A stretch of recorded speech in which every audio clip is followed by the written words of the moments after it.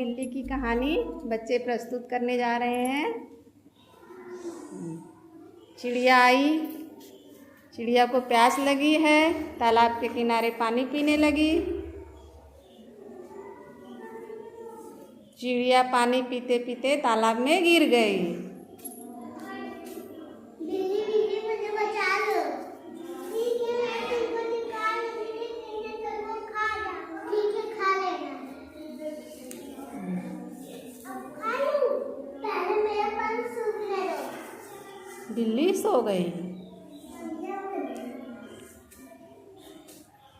चिड़िया उड़ गई। हाँ, बिल्ली सो गई और चिड़िया उड़ गई। इसीलिए कहते हैं जो सोया वो खोया।